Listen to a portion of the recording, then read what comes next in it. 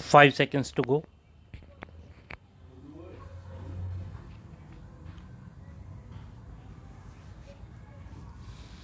Start.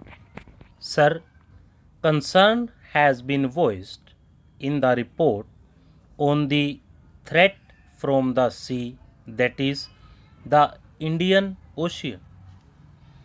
It is so obvious that old colonial countries and those who have a little hand over that outlook have not forgotten the showing of the flag through the old gun boat diplomacy, or now in modern parlance called force diplomacy, especially the superpowers who tend to interact into local disputes and get opportunities for intervention in such matters.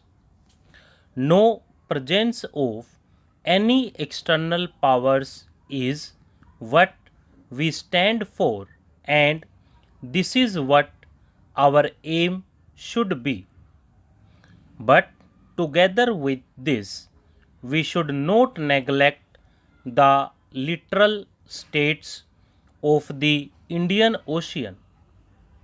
Four of these literal states have got a very modern, well developed submarine arm.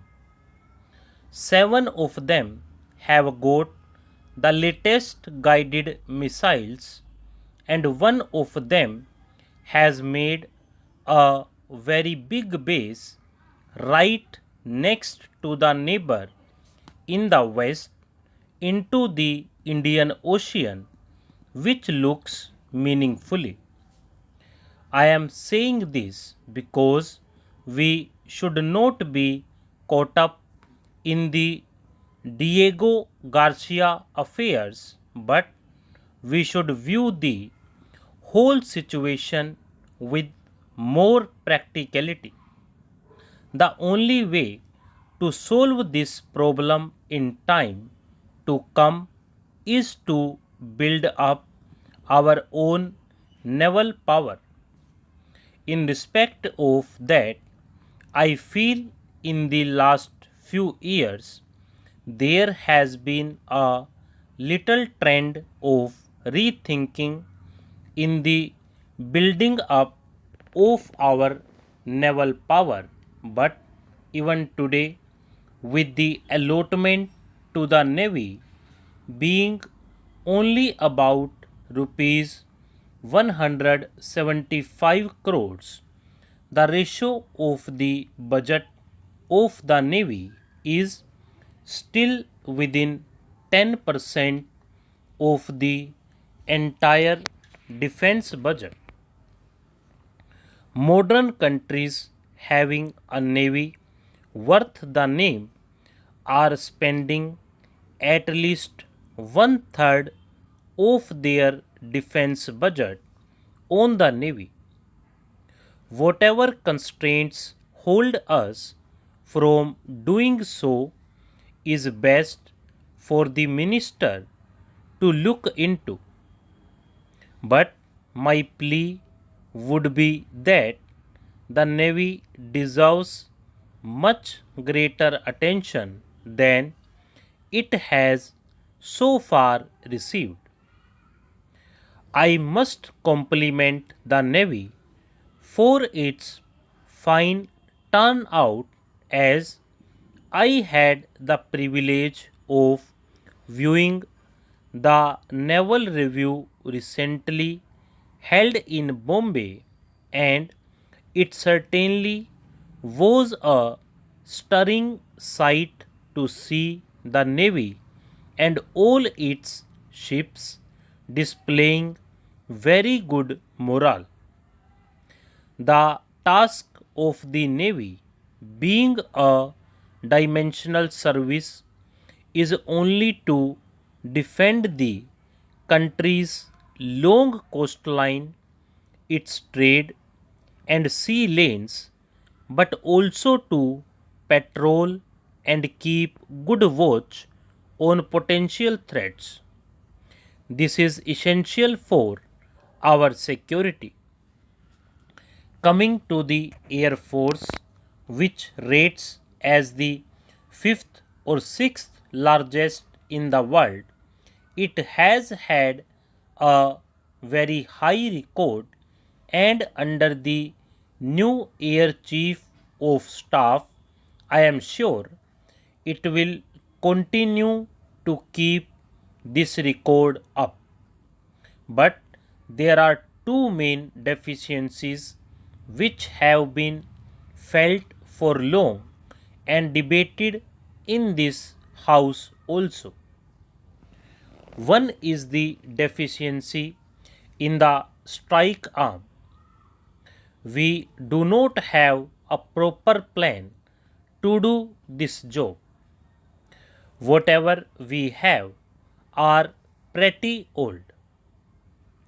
We need new aircraft to replace the outdated aircraft which will be fast, safe, and which have all the machinery of the latest type and a good radius action over 300 plus miles. Modern targets are very difficult to hit as they have new defensive weapons known as precision guided missiles. They give very little time for an aircraft to come in, find the target, release its weapons, and get out. If the job is not done on the first occasion, it will be in trouble. I wish that is lag in our strike arm is remedied as soon as possible. The other deficiency which the Air Force has is in the transport arm.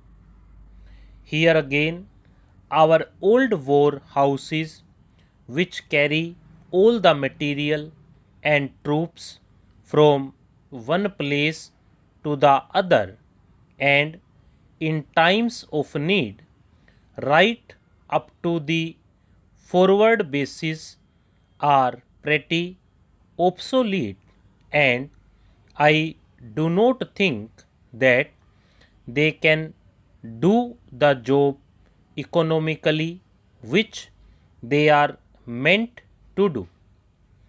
We are carrying on because we have no other choice. Together with this, the augmentation of the helicopter force is also necessary.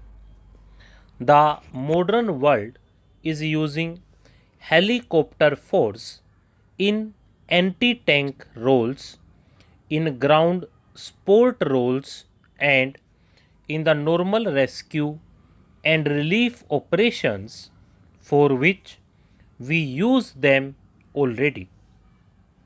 We have to use such air mobile formations based on helicopters, which is very important as demonstrated in the 1975 war.